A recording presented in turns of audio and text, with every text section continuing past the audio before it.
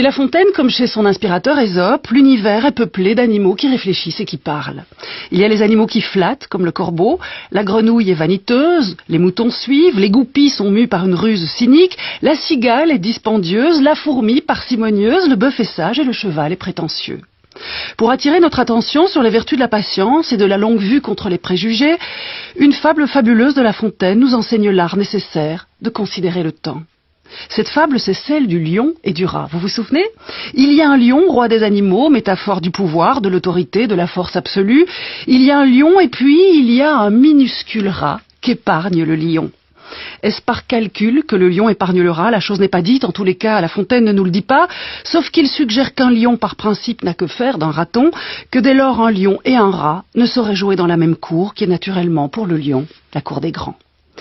Mais voilà le lion, tout puissant qu'il soit et qu'il s'estime, le voilà qui est pris dans un piège et qui pourrait mourir. Le rat se précipite à son secours, sourd à tout préjugé, et ronge le filet qui retient l'animal prisonnier. Et c'est ici, exactement, que La Fontaine dit cette chose merveilleuse. On a toujours besoin d'un plus petit que soi, et d'ajouter que patience et longueur de temps font plus que force, ni que rage.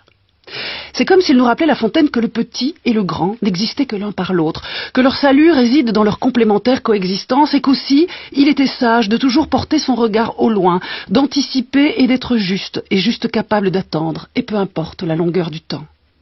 Savoir attendre serait une autre manière de dire qu'il faut du temps pour devenir ce que l'on est, ce que l'on voudrait être et ce qu'ardemment nous désirons. Attendre pour comprendre que les choses sont ce qu'elles sont, comme elles sont, indépendamment de nos croyances et de nos aveuglements. Attendre que passent les choses et les êtres que l'on ne peut retenir parce qu'il faut qu'ils passent. Attendre patiemment, sans forcer et sans rage de trouver sa place entre les plus petits et les très grands. Attendre pour reconnaître au fil du temps qui sont les autres, qui sont ceux qui nous aident, qui nous aiment et que nous aimons vraiment, et à quel moment peut-être, ils nous ont sauvé la vie. Car si l'on en croit La Fontaine, quelle que soit la place que nous occupons dans le monde, chef d'entreprise, sans emploi, artiste, amant, étudiant, ouvrier d'usine, nous avons toujours besoin d'un plus petit que soi, ou seulement par nous jugé petit parce que dans notre ignorance, nous le supposons tel.